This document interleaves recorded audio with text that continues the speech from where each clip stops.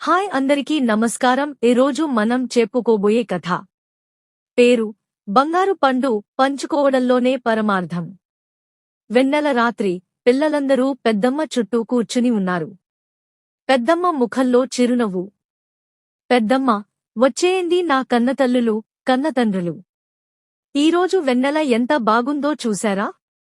ఇలాంటి చల్లని రాత్రి వేళ మీకు ఒక మాయా లోకపు కథ చెబుతాను.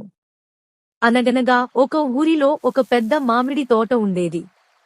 పిల్లవాడు, పెద్దమ్మ, ఆ తోటలో మామిడి పండ్లు చాలా తీయగా ఉంటాయా? పెద్దమ్మ, తీయగా ఉండటమే కాదు నాయనా, ఆ తోటలో ఒక మాయా మామిడి చెట్టు ఉండేది. ఆ చెట్టుకు కాసే పండ్లు బంగారు రంగులో మెరిసిపోయేవి. పెద్దమ్మ, అయితే ఆ చెట్టుకు ఒక వింత ఉంది. ఆ చెట్టు దగ్గరకు ఎవరు వెళ్ళినా అది పండ్లను ఇవ్వదు. కాని ఒకరోజు రాము అనే ఒక పేద బాలుడు ఆకలితో ఆ చెట్టు కింద కూర్చున్నాడు. తను తినడానికి ఏమీ లేకపోయినా తన దగ్గర ఉన్న ఒక్క చిన్న రొట్టె ముక్కను ఆ పక్కనే ఉన్న ఒక ఆకలితో ఉన్న పక్షికి పెట్టాడు. పిల్లలు కుతూహలంగా, మరి అప్పుడు ఆ చెట్టు పండ్లు ఇచ్చిందా పెద్దమ్మ? పెద్దమ్మ, అదే కదా వింత. రాము చేసిన సాయం చూసి ఆ మాయా చెట్టు మురిసిపోయింది. వెంటనే తన కొమ్మలను కిందికి దించి ఒక పెద్ద బంగారు మామిడి పండును రాము చేతిలో పెట్టింది. ఆ పండు నుండి వచ్చే సువాసన ఊరంతా వ్యాపించింది.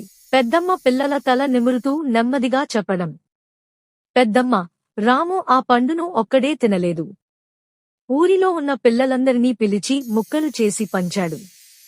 ఆశ్చర్యం ఏమిటంటే రాము కోసిన కొద్దీ ఆ పండు పెరుగుతూనే ఉంది, కానీ తరిగిపోలేదు.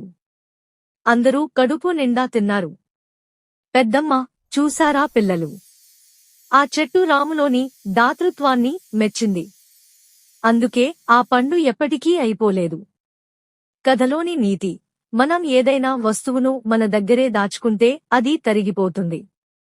కాని ప్రేమను, సాయాన్ని ఇతరులతో పంచుకుంటే అది రెట్టింపు అవుతుంది.